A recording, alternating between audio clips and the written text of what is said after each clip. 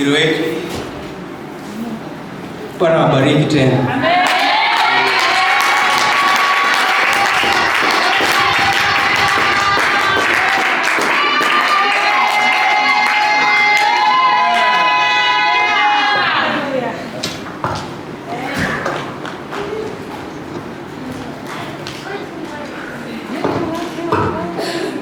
Bwana Yesu asifiwe. Amen.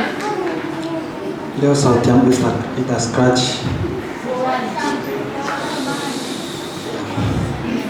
Bwana Yesu asifiwe tena. Amen.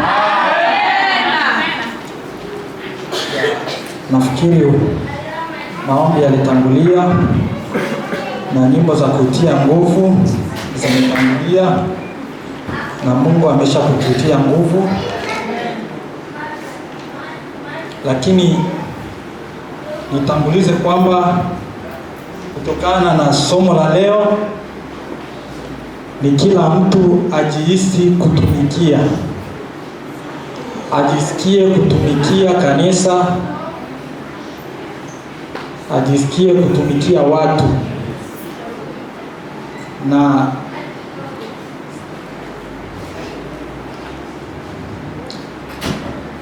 Na kama nimesema kwamba kila mtu ajisikie kutumikia,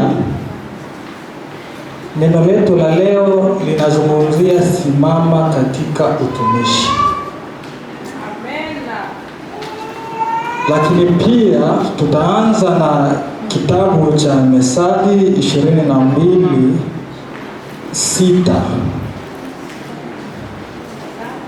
Methali 22 mstari wa 6 unasema, mlee mtoto katika njia impasayo, naye hataiacha hata atakapokuwa mzee. 15 nimeruka, inasema, ujinga umefungwa ndani ya moyo wa mtoto, lakini fimbo ya adhabu itaufukuzia mbali. Wale wanaandika ni Methali 22 sura ya 22 mstari wa 6 unarukia 15. Kuna kitu kimezungumziwa pale, njia impasayo.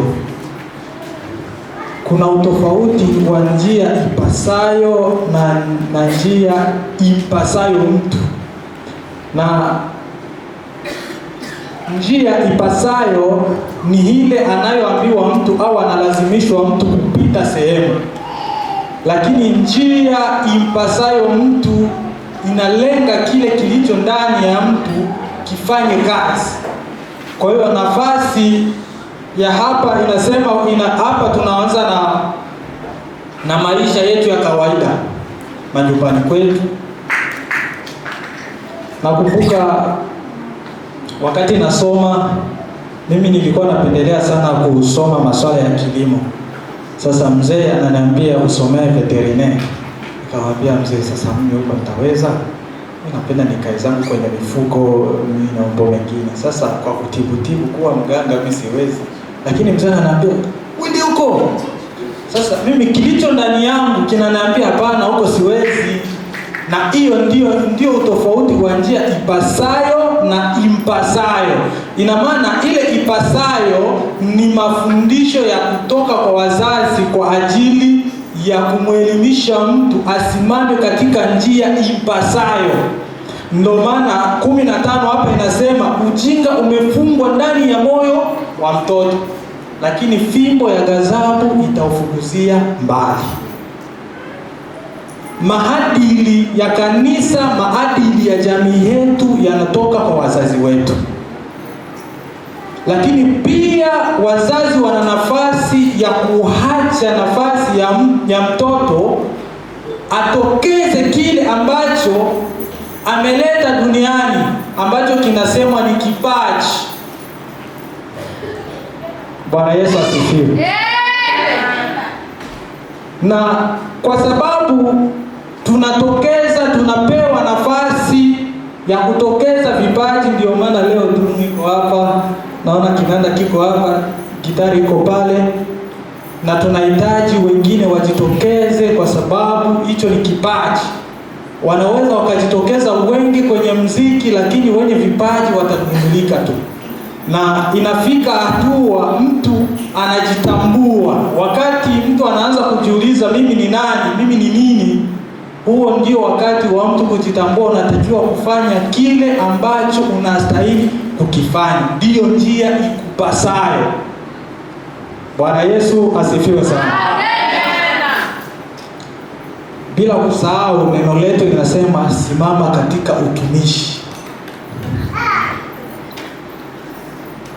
Bwana Yesu asifiwe. Na utumishi sio kitu kingine, ni kutumikia. Unatumika, haujali sifa inaenda kwa nani. Wewe tumika tu, malipo yako yapo. Mungu anajua, anakuona. Bwana Yesu asifiwe. Na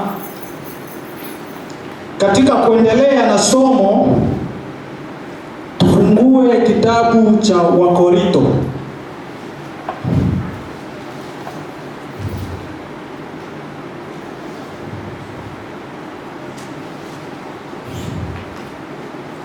Tufungue kitabu cha Wakorinto wa kwanza 12:4.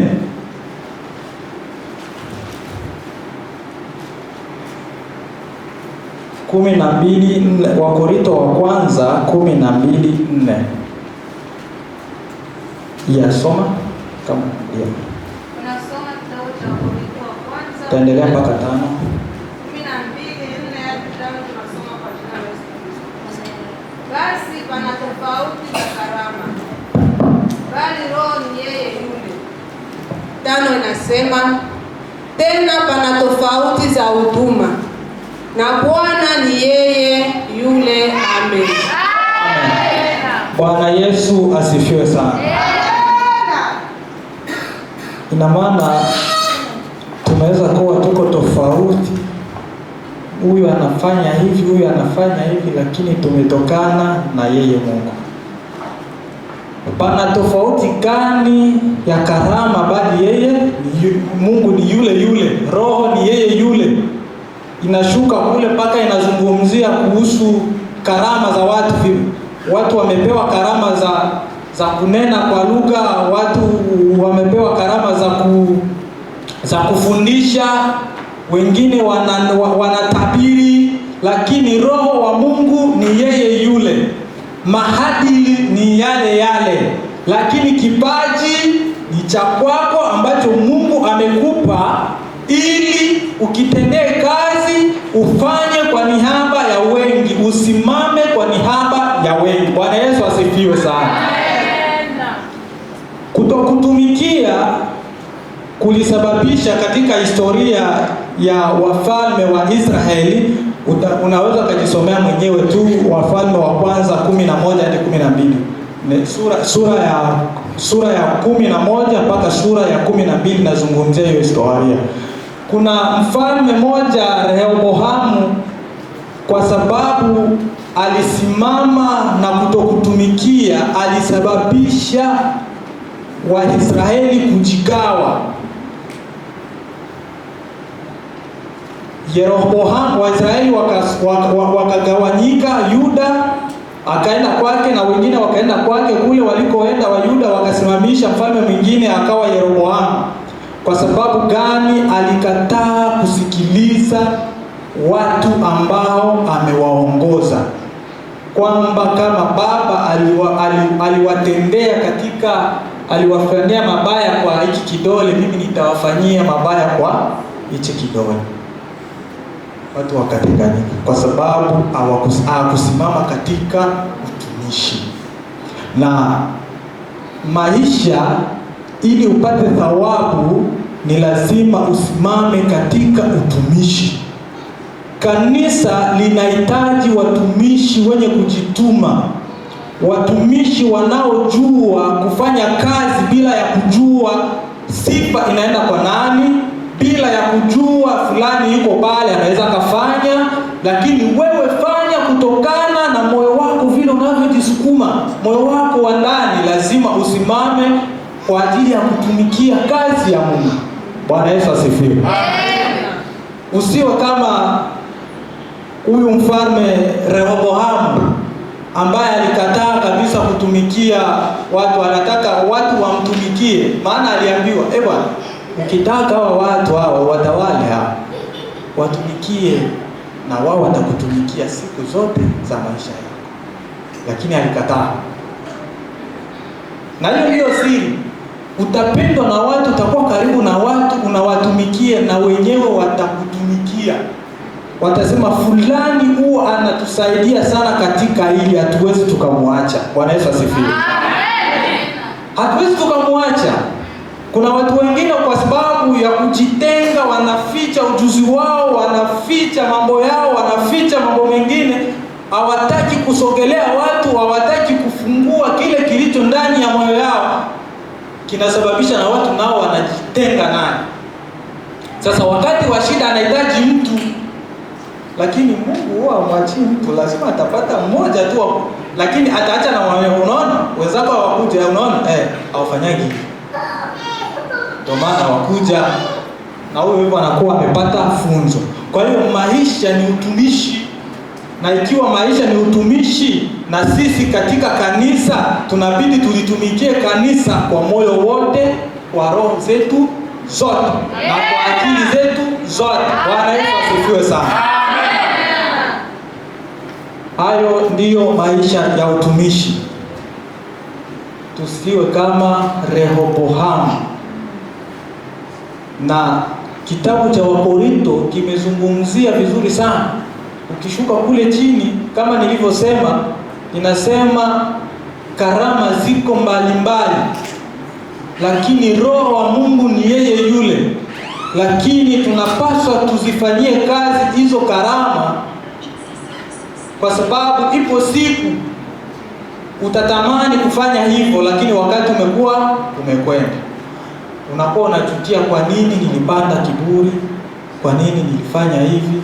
Kwa nini nilifanya hivi? Kwa nini? Inajaza. Majuto ni mchukuu. Bwana Yesu asifiwe.